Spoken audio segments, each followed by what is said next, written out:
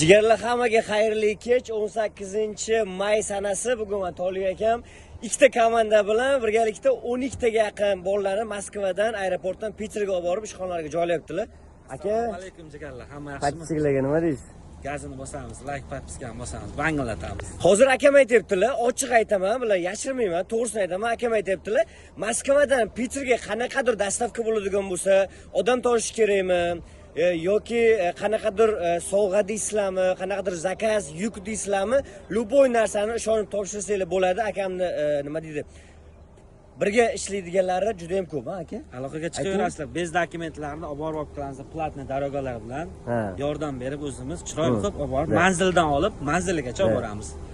Juda ko'pchilik so'raydida, gai to'xtasa nimadir problema bo'ladimi yo nima? Yo'q, problema bo'lmaydi. Umuman xavotir olmanglar.